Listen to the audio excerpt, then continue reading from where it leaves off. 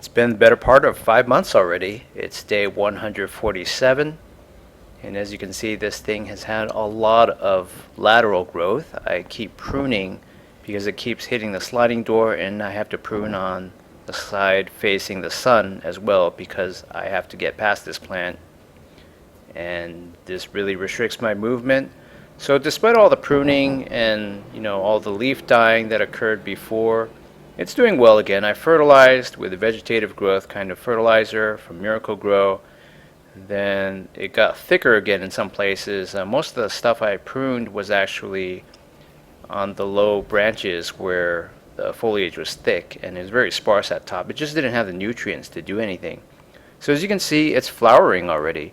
I hope the flowers get a lot bigger than this, but if they don't, I'm sure bees will be interested in visiting. It's amazing how they're able to find this. It's kind of out of sight, but I'm sure most of these pollen and nectar-seeking creatures, they have special vision for flowers, whether it's UV vision that makes it stand out more or whatnot. So this watering tray becomes bone dry every day.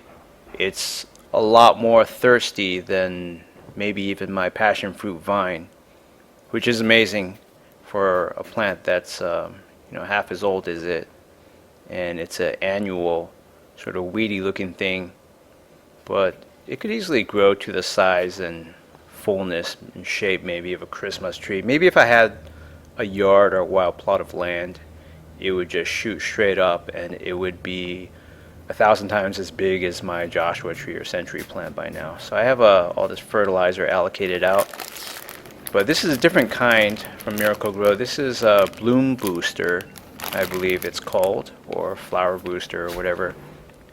And the bag that I had it in a box just absorbed moisture over the years, so it was wet in some places. That's how hygroscopic these crystals are.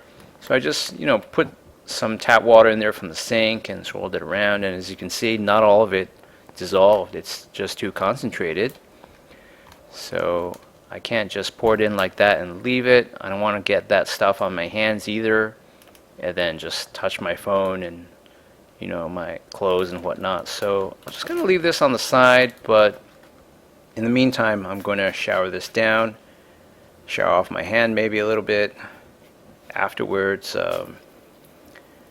And actually, after this was filmed, I did use some extra watering can tap water to shower the outside rim of that bag and the inside of it, just to dissolve the remaining amount of residual fertilizer, and poured that into this compost on top as well. So you don't really cause a disturbance after you've put in a few pounds of clippings in there. I'm just kidding. It's not a few pounds of clippings. This stuff doesn't weigh much at all.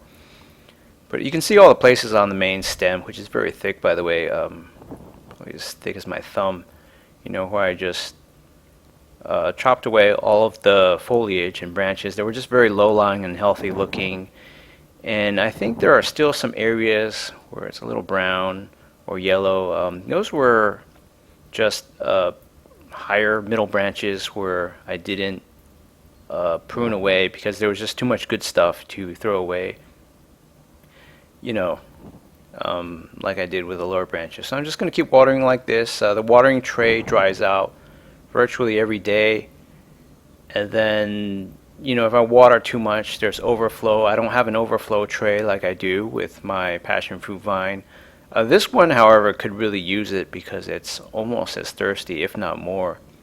Please remember to look up my Facebook page for this YouTube channel and like that, follow it, and also my Instagram account, which has some short video clips reminiscent of what I used to post, which was non-plant growing series videos on local flora and fauna.